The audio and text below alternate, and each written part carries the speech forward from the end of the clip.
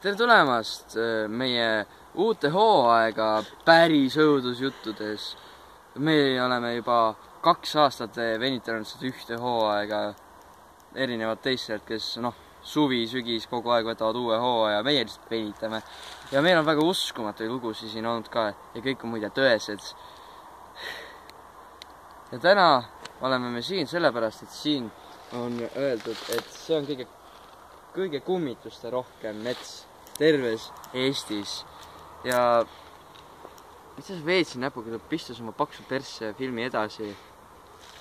Kas sa ei saa aru?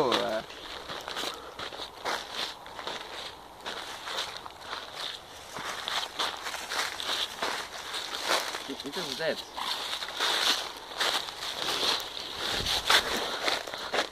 Oi vittu. Ja